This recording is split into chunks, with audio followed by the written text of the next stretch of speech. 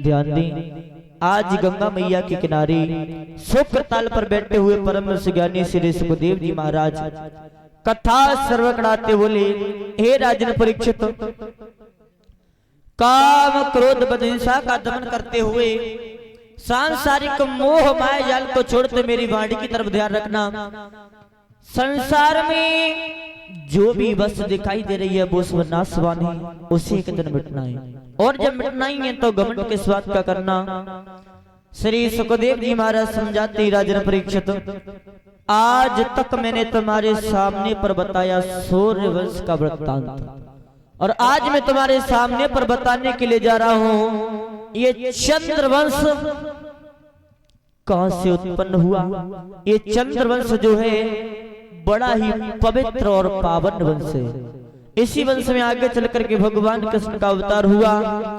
तो श्री सुखदेव जी महाराज समझाते, राजन परीक्षित, और बताया है कि वैसे तो मानव का जो शरीर है बहुत महत्वपूर्ण बताया गया है, लेकिन उस शरीर में भी दो नेत्र महत्वपूर्ण बताए गए, और उन दोनों नेत्रों में जो सीधा नेत्र है वो बहुत महत्वपूर्ण बताया गया है।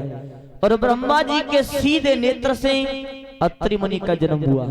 अत्रि मुनि जो थे उनका जन्म हुआ, और आगे समय बीतने के बाद में अत्रि मुनि की शादी अनुसुईया के साथ में हुई, अनुसुईया के साथ में।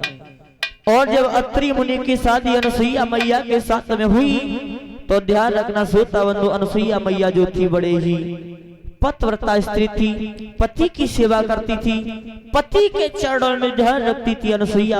और अनुसुईया का दुनिया में नाम हो गया था कि अनुसुईया जो है एक पतिव्रता स्त्री है। और ध्यान रखना, जो अनुसुईया जिस नगर में रहती थी उसी नगर में एक स्त्री और रहती थी, उसका नाम था सांडली। और जो सांडली थी वो भी पतिव्रता स्त्री थी, अपने पति की सेवा करती थी, पति के चरणों में ध्यान रखती थी भक्तों। और जो सांडली था उसका पति जो था वो कोढ़ी था, व्यभिचारी था, वेश्याओं का गमन करता था। और एक दिन उसी नगर में, जिस नगर में अनुसुईया रहती थी उसी नगर में एक वेश्या आई है। और जब वेश्या आई तो सांडली का जो पति था कोढ़ी, आज जब उस कोढ़ी को पता चला है तो सांडली से जवाब दिया, भद्रे आज इस नगर में वेश्या आई है तो मुझे तो उस वेश्या के दर्शन कराला। तो आज वो पतिव्रता स्त्री अपने पति को लेकर के अपने कंधा पर बिठाया, और कंधा पर बिठाने के बाद में चली है वो अनुसुईया जो पतिव्रता स्त्री थी सांडली। और जब आगे चली तो ध्यान रखना भक्तों, मार्ग में एक मांडव नाम के ऋषि भजन कर रहे थे, मांडव ऋषि। और जब मांडव ऋषि भजन कर रहे थे तो मार्ग में से जब अनुसुईया अपने पति को लेकर के निकली तो उस कोढ़ी का एक पैर मांडव ऋषि के शरीर से छुप गया, और शरीर से जब खुला छुआ है तो साधु के दोनों नेत्र खुले, और नेत्र खुले ही तो उस कोढ़ी को अपने सामने पर देखा। तो आज साधु ने क्रोध में आकर के जवाब दिया सांडली से,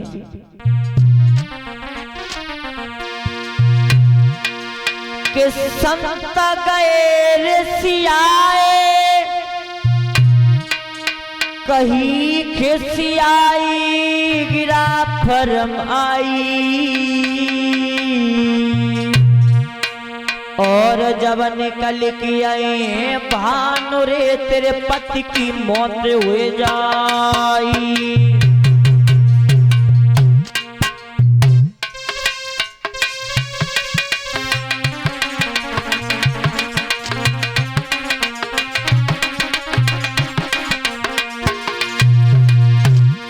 अरे संत गए ऋषियाई कई खिसियाई गिरा फरमाई, गिरा फरमाई।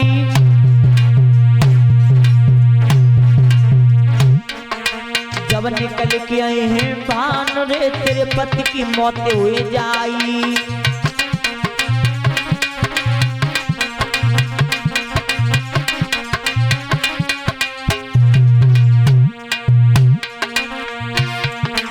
जब साधु ने जवाब दिया, सांडली जिस समय सोच निकलेगा उसी समय तेरे पति की मृत्यु हो जाएगी। तो जब साधु की इतनी बात सुनी,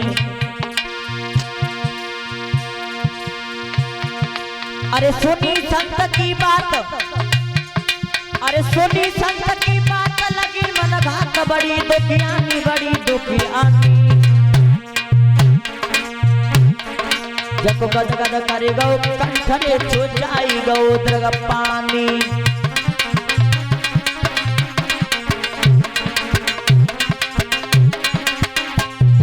सांडली ने जवाब दिया, बाबा आप ये क्या कह रहे हो कि जिस समय सूर्य निकलेगा उसी समय मेरे पति की मृत्यु हो जाएगी। जवाब दिया, हाँ। बोली सांडली, अरे बाबा जीवित नहीं बचूंगी और मैं आत्मघात करूंगी।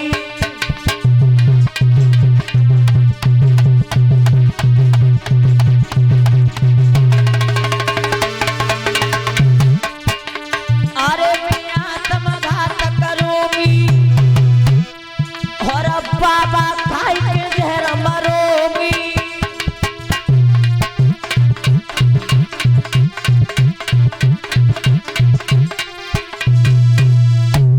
जवाब दिया सांडली ने, बाबा आप ये क्या कह रहे हो कि जिस समय सूर्य निकलेगा उसी समय मेरे पति की मृत्यु हो जाएगी। जवाब दिया, हाँ। साधु का श्राप लग चुका है कि अब तो जिस समय सूर्य निकलेगा उसी समय तेरे पति की मृत्यु हो जाएगी। तो जब इतनी बात सुनी तो सांडली ने दोनों हाथ जोड़े जवाब दिया, बाबा मैं अपने पति के बिना जीवित नहीं रह सकती। तो जवाब दिया है साधु ने, अब तो साधु का श्राप लग चुका है, जिस समय सूर्य निकलेगा उसी समय तेरे पति की मृत्यु हो जाएगी।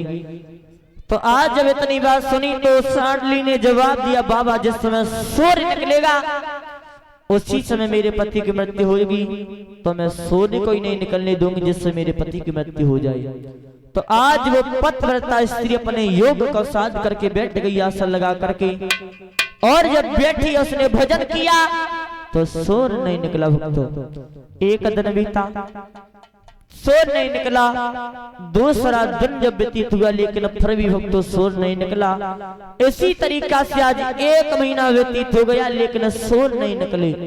तो देवलोक में देवताओं को चिंता हुई कि अगर इसी तरीका से सूर्य नहीं निकले तो पता नहीं पृथ्वी पर क्या होगा। तो आज तीनों देवता और चले हैं आगे के लिए। और जब आगे बढ़े तीनों देवता तो देखा है देवर्षि नारद सामने से चले आ रहे हैं।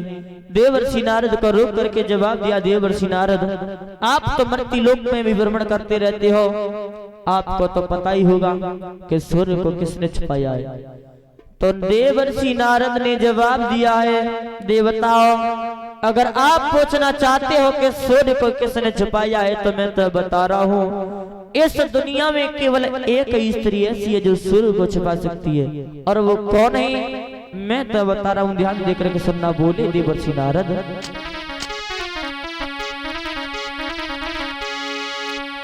आरे बनी गई है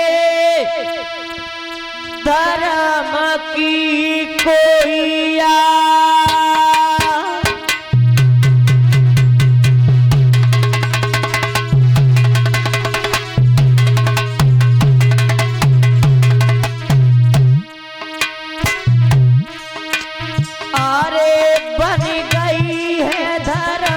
भैया कोइया।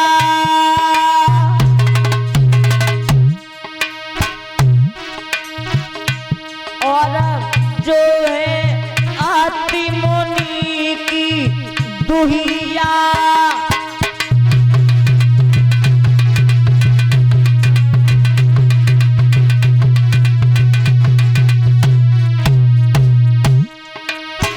जवाब दिया देवर्षि नारद ने, देवता अरे जो है आती मुनि की दुहिया, और बाई को नाम पड़ो है अनसुईया।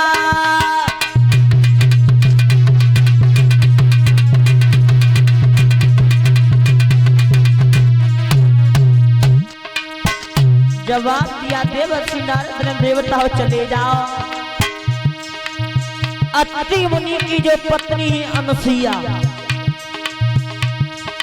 अनसुईया जो है वो पतिव्रता स्त्री है और उसके अलावा इस दुनिया में और कोई नहीं है जो सूर्य को छुपा सके। अगर आप मेरी बात मानो तो चले जाओ। उसी समय आरे नाए देवन ने तेरा लगाई और अनसुईया ते पहुंच जाई।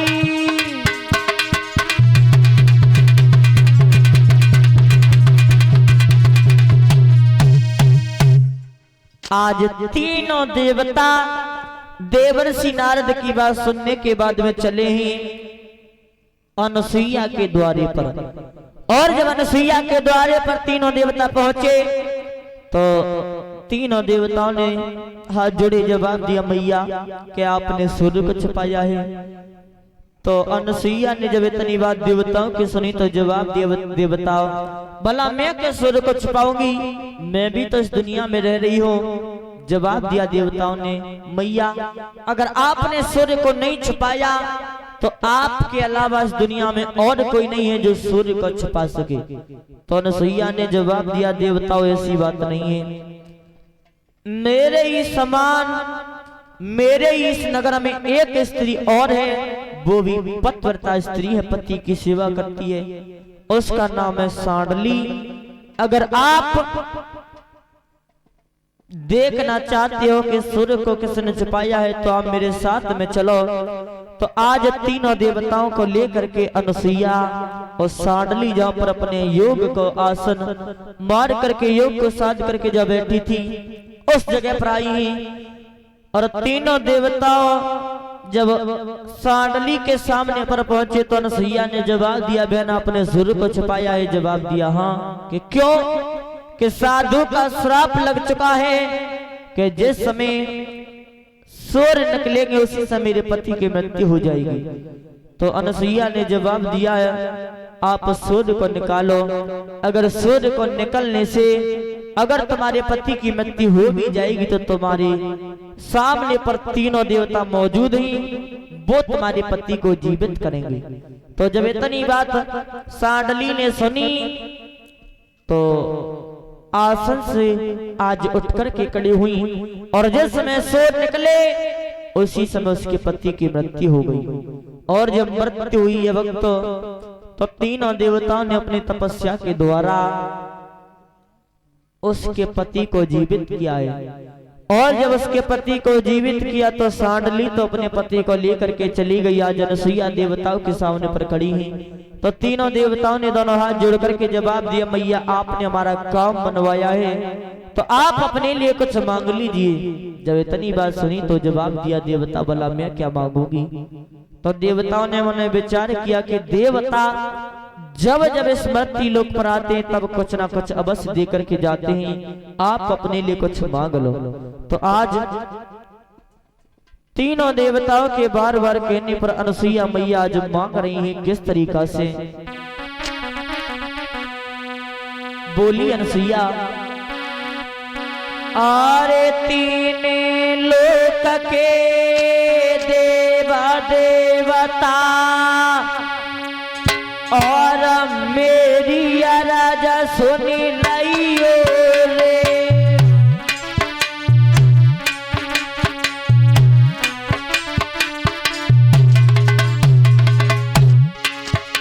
अरे तीने लोक के देवा देवता और मेरी राजा सुनी लइयो रे। और अनसुईया यव मांगी रही मत कई के बचन हटाइयो रे।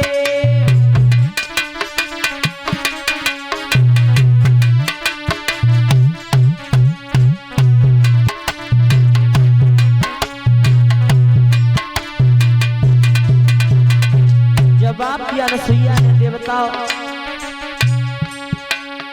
आप कह रहे हो तो मैं मांग तो रही हूँ, लेकिन कहीं ऐसा ना हो कि मैं तो मांगू और आप पीछे से देने के लिए मना कर दो। देवताओं ने जवाब दिया, मैया नहीं, ऐसा नहीं होगा, आप जो मांगोगी हम वही देंगे। बोली अनसुईया,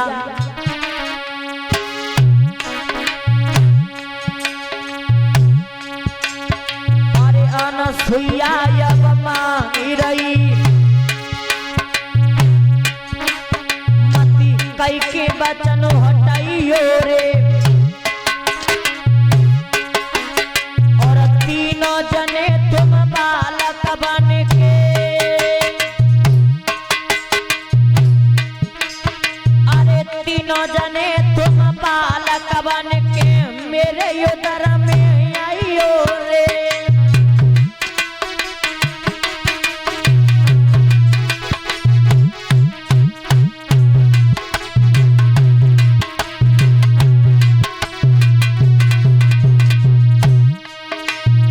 तीनों जने तुम बालक बन के और मेरे उदर में आइयो रे, और बालक बन के तुम जन्मो और मेरा दूध पी जाइयो रे।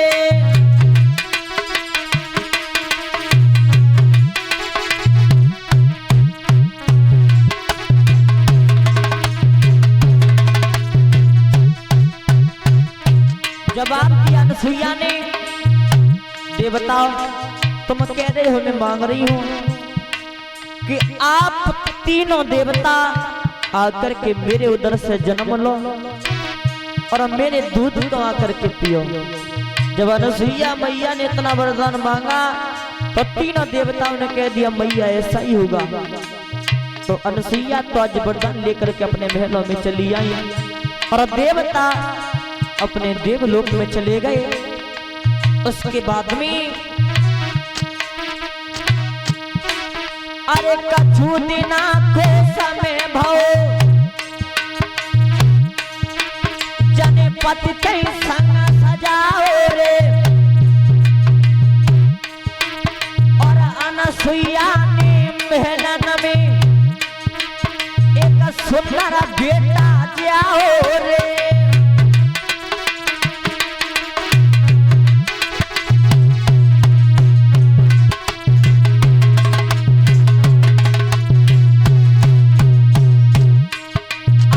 अनसुईया ने महलन में एक सुंदर बेटा जाओ रे, और विष्णु यंश संतान भई जय दत्ता तेरे बताओ रे।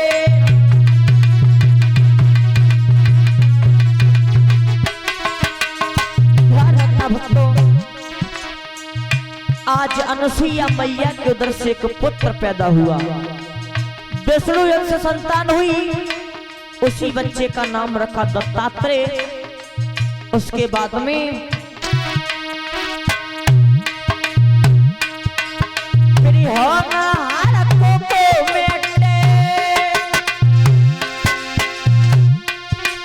जनपति कई संग सजाओ रे,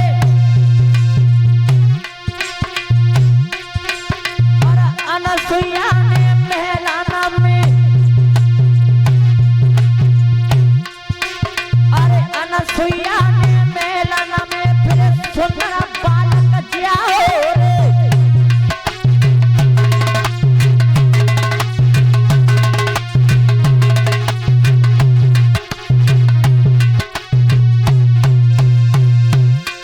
अरे अनसुईया ने मेलन में फिर सुंदर बेटा जाओ रे,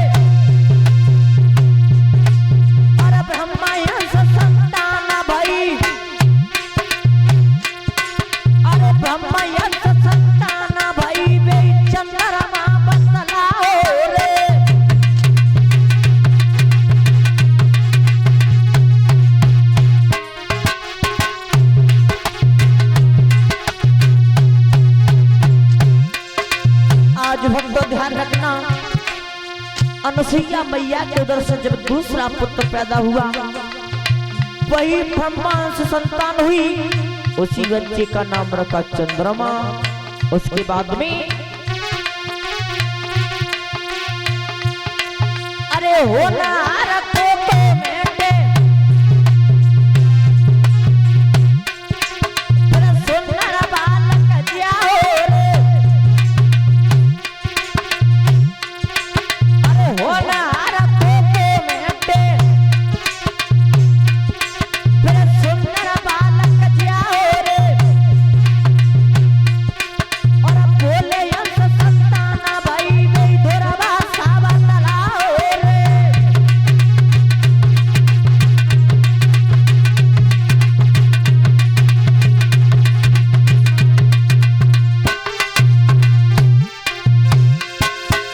अरे जब को मेरा मन है गौ चोला,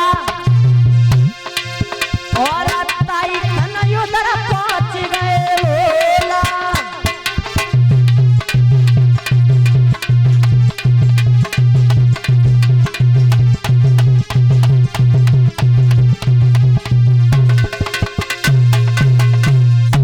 बोलिए गोविंद भगवान की।